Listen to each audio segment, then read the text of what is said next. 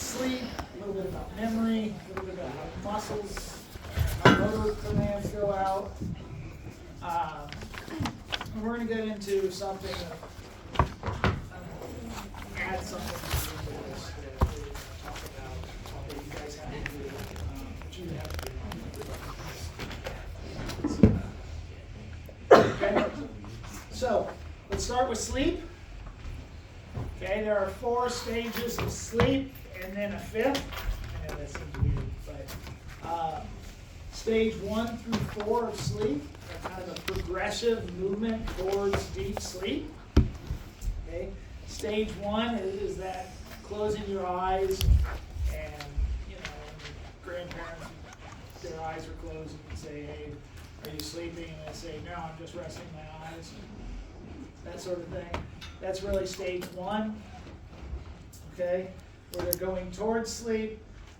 As you get a little deeper, you start to get some brainwave spikes, not a lot, but a couple.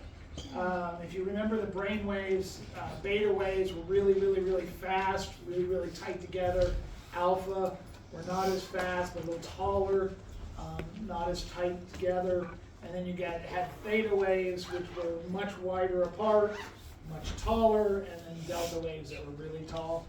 Okay, so what we're going to basically do is, as we go deeper into sleep, we get farther apart and taller waves. Okay. The difference between stage 2 and stage 3 is the one that's probably the most apparent to people, because this comes with a change in vital signs. Your breathing slows, your heart rate slows, your blood pressure lowers. Okay, and this is the part of sleep that if you're watching someone, you can tell they're actually finally asleep, because you can see you can see the chest rise slower. Okay, and then finally deep sleep, stage 4, where it's the most recuperative stage, where we tend to replace our ATP and our glycogen, and we're in a semi-paralyzed state. Okay, this is very hard to wake someone who's in deep sleep. So these are your normal stages. Then we have a 5th stage. Okay, the reason we kind of don't put this 5th stage in as when it's stage 5 is because it's really different from the rest. So notice the rest of them we're going deeper and deeper, slower and slower brain waves. Okay, well, REM sleep, or rapid eye movements, okay, is characterized by basically going right back up. Okay, to the point where you have alpha waves and beta waves during REM sleep. Okay, so REM sleep is where it's not the only place you dream, but it is the most vivid, strongest dreams you have. Okay,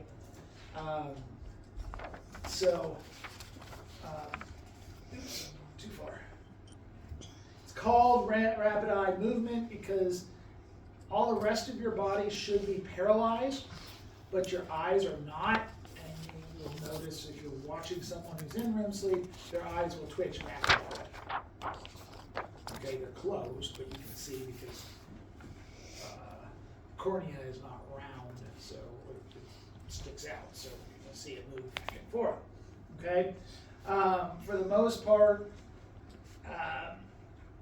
this is the hardest stage to wake them up. They're pretty much out. However, if the paralysis doesn't work, this is also the stage where you get sleepwalking, okay, and acting out dreams.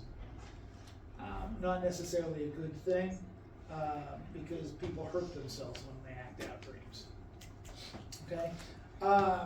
Some other things. So the parasympathetic nervous system is highly active during this point, which also leads to erection. That's why.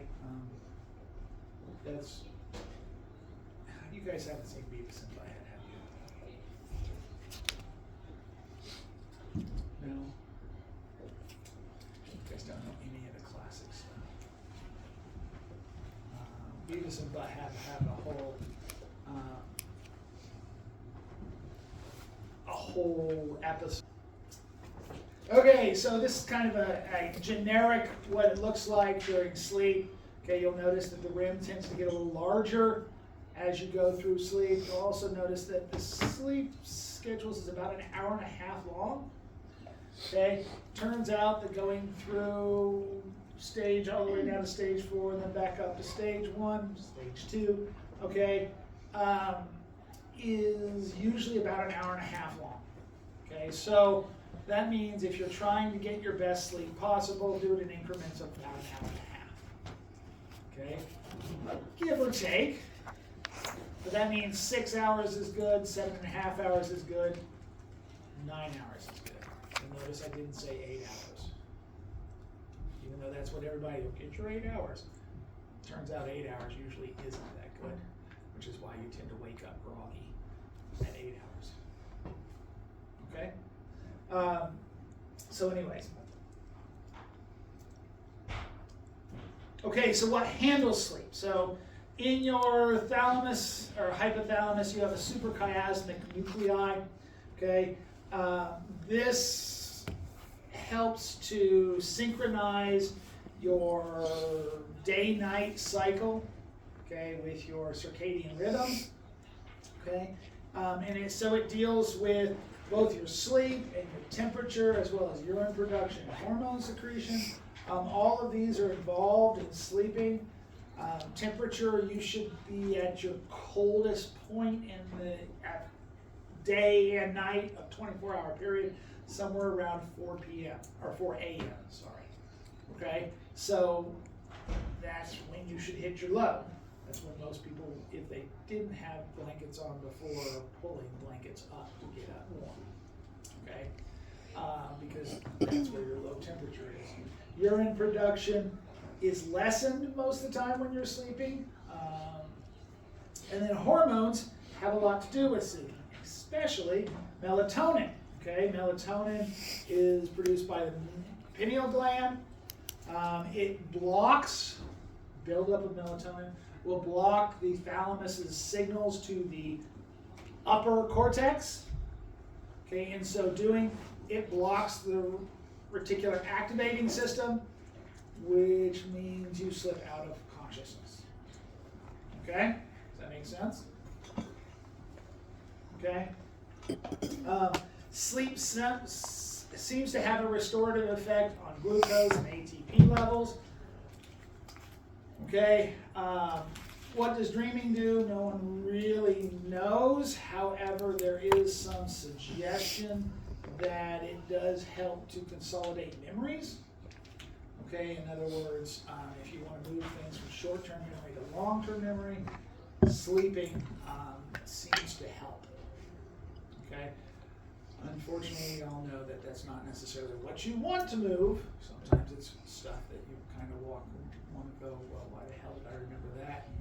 Not what I needed on this question.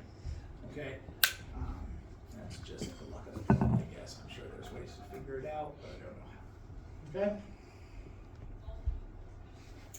Okay, waking, okay, is handled by the production of peptides called orexins. Okay, and orexins will stimulate these same signals from the RAS going through the thalamus into the cortex, okay, which leads to waking. It goes gradually, and so you will start to have gradual introduction of environmental stimuli.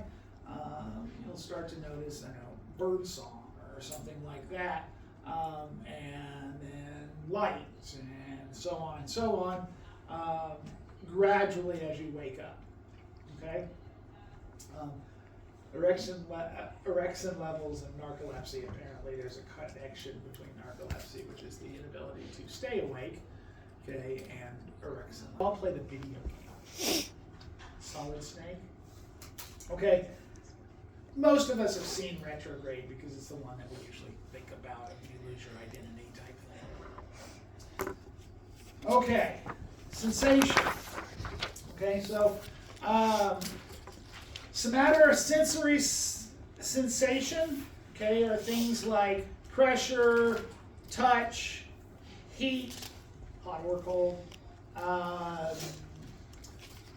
Chemical burns, things, stretch, movement, pain. Okay, all of those are considered somatosensory. Basically, if it's not hearing, taste, vision, or smell, it's somatosensory. Okay, so all of the things that are grouped into touch. Okay, the somatosensory cortex is found in the postcentral gyrus. Okay, this is the first place it's going to get the raw material of what's happening. Okay, does that make sense? And then, of course, it's going to move whatever it is to the association area, which is just behind that.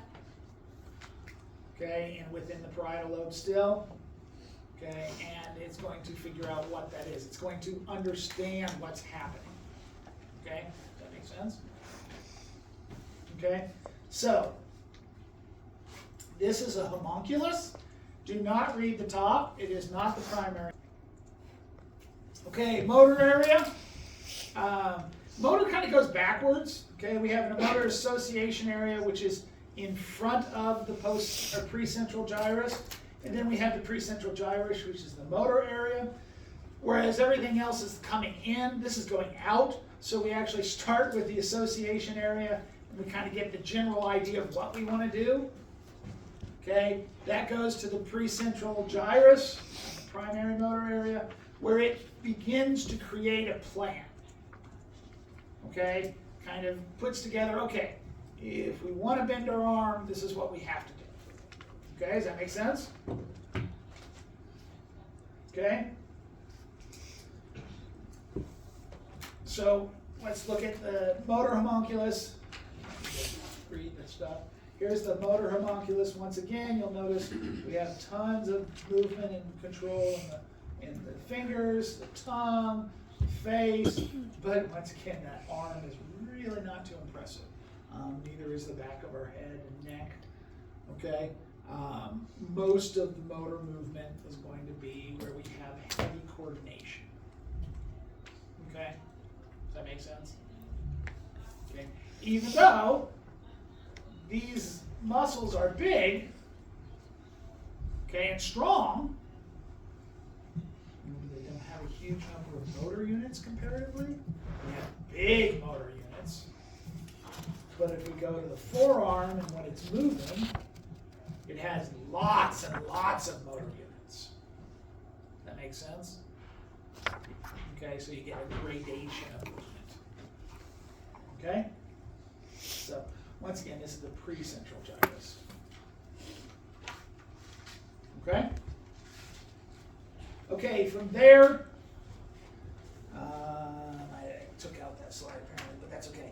From there, from the premotor or precentral gyrus, primary motor cortex, we're going to drop down through the nuclei. Okay, both the basal nuclei and the caudate nuclei. We're going to drop through them. Either going to add kind of, let's say, the specifics to how much we're going to contract. Okay, then we'll go to the cerebellum. The cerebellum will add timing. Okay, when do we contract this muscle versus this muscle to get a smooth movement? Okay, things like the substantia nigra will add what things do we need to reduce the movement of. Okay, in other words, don't move, isolate that joint so that it's only going in this direction, okay, by contracting other muscles and holding it steady. Does that make sense? Okay, that's all done by those. And so all of this comes together. It's going to leave. It comes out into a couple of motor neurons. The first one's the upper motor neuron. The upper motor neuron goes basically from the brain stem all the way down to the layer of the spinal cord where it's going to exit, where it will synapse on the cell body, okay, in the ventral horn of the spinal cord. We'll see that tomorrow, someday, okay? And that neuron will then go out to the muscle. And that's called the lower motor neuron. Okay, does that make sense? So it only takes 2 motor neurons to send it out. Turns out it takes 3 sensory neurons to bring it back. Okay, whatever this stimulus is. Okay, so the basal nuclei will remove excess movements, will help with repetitive movements like walking. It gets rid of dyskinesis. Okay, you guys have you seen the commercials right now? There's a new medicine out for tardive dyskinesia, which they abbreviate TD. Okay, kinesis. These are movements that are excessive. They're extra movements. So if you want to smoothly grab something, okay, it requires not only muscles to move to that direction, but also muscles to keep you from going like this. Okay, especially as you get farther out. Okay, because the farther you get from your body, the easier, the less control you have over the hand. Okay? So, if you want to just grab that and not miss, you have lots of timing, you have lots of extra movements you have to get rid of. Okay? That's the feedback that's especially done by those basal nuclei.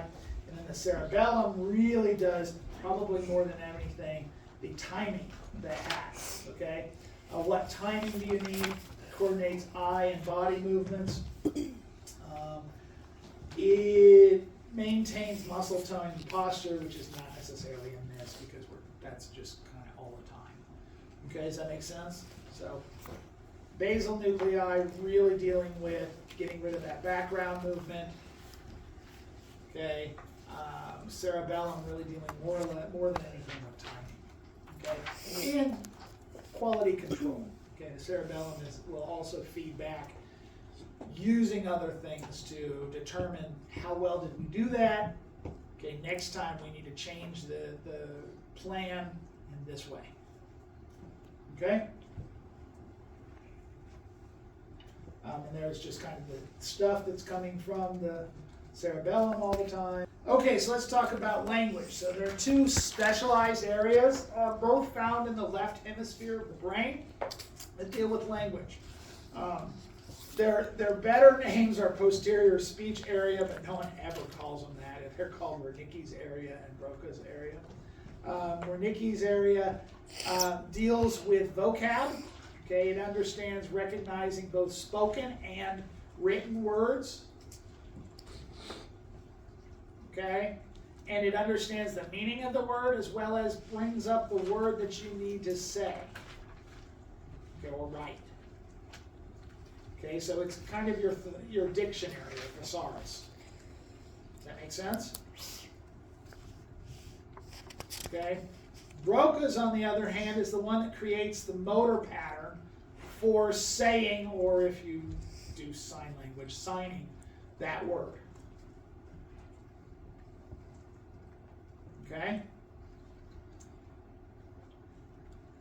Now, this still goes through the precentral gyrus, okay, but it has a initial part where it's specialized into it. Now, Wernicke's is found just behind the lateral sulcus, okay, and Broca's is found on the left side, down just almost on the bottom, almost to the temporal lobe. Okay? So I think I have a picture, no, but not yet. You can have damage to these. If you have damage to Broca's, you end up with inability to say the words. Okay? Not stuttering. Stuttering turns out to be the extra movements, getting rid of those extra movements. Okay, so stuttering is farther down in the basal nuclei. Okay? But more just inability to say the word. So you know what you want to say, but you can't literally create the motor pattern to do it. Okay? Whereas Wernicke's, is not understanding the word. So if you have damage to that, say a lesion in the Wernicke's area, you will tend to get words that are not the right words. You may speak fluently, but it has nothing to do with what you're thinking. Okay? And so in other words, you're just saying gobbledygook as you talk. Sometimes it's, I'm pretty sure what you think I'm saying. Okay?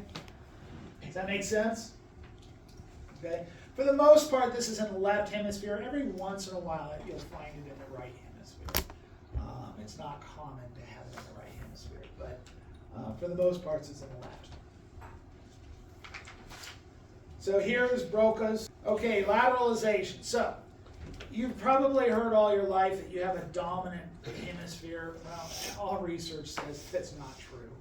Okay, so for the most part, there's no real dominant hemisphere. However, you tend to have a dominant motor side. Okay, what does that mean? Well, how many of you are right-handed? Well, that would be your dominant motor side, right? And by the way, most of you will raise your hand because there are very few left-handers in this world. About 10% of the population is left-handed. Okay? That's why at one point they were considered bad. Okay, sinistra, which is left and left. So you don't really have a dominant hemisphere. You do use both, but we do tend to favor what one side does versus the other. Okay, doesn't mean it's better than the other. It just means we like that more. Okay, so the lateralization, I think I went to. Left hemisphere deals with spoken and written word, which you could have told me that, right? Why could you have told me? Because Broca and Wernicke's are there. Okay? that's your spoken and written word, right? It deals with mathematics and science, okay, sequential and analytical reasoning, and it likes to break things up, okay, to fragment problems, to come at them in a piecewise manner, okay? The right hemisphere, on the other hand, is very different, okay? It likes to take a more holistic approach, likes to say, okay, let's take a look at the whole thing, okay? It tends to be our area of artistic endeavor, whether that be musical or art. I guess art is a very wide, anything that's a motor skill other than music, okay? It's dealing with patterns, okay? Especially overall understanding spatial patterns. And then when you break it up, you're using the other side. Okay, so if you're thinking about this, a puzzle, okay, as you're taking and looking at a single piece and trying to put it in, that's left side. But as you're matching that piece to a color gradient across the puzzle so that you know it fits in one area and you can see that color gradient and guess where that is, that's right side. Okay, so you're using both just by doing that. Does that make sense? Does everybody get that idea? Okay. You also compare your senses within the right hemisphere. Okay, and your imagination theoretically resides there. That kind of depends. Okay? For the most part, this is true for most people, whether you be left-handed or right-handed. Okay? 96% of the people, the categorical hemisphere is the left. Okay, if you're right-handed, and 70% if you're left-handed. Okay, lateralization develops with age. Okay, what does that mean? That means you start to put things in their spot as you grow older. As a child, you're using everything. Okay, why? Well, children are learning way faster than you are learning. Okay, and they just use all of their abilities to come into that. And learn at an astronomically faster rate than you learn. okay? If you want your child to be ambidextrous, then don't push them towards a hand. Okay, try to get them to use their other hand. Okay, I'm not sure of why you would want to be ambidextrous, except for the only thing I can ever think of is baseball. Okay, it's really nice to be able to hit, be a switch hitter. Past that, I can't think of a reason to be ambidextrous. Okay, now, I mean, I guess softball too. I wasn't really trying to say that baseball and softball were different. I'm just considering a stickball all of them. Okay, but really not that much. Soccer, I guess, using your left foot as well as your right foot. Maybe. Okay, but most other sports, there's kind of a segmentation where you only use one side anyways. Okay. You can develop it, like I said, when I was you can get your kids to be more ambidextrous. Like I said, I'm not sure how that happens in life. Okay. I guess you can use your foot. I can do that anyways. Okay, or just use a spoon. It's so much more efficient. Okay. Males tend to be far more, have far more lateralization. How did we learn all this crap? Okay. Well, there were a lot of things like Phineas dude got a spike up through his frontal lobe. We learned a lot about that, but probably what really came to a point where we learned was when we understood what a PET scan was and how to do a PET scan. Okay, so a PET scan uses labeled glucose.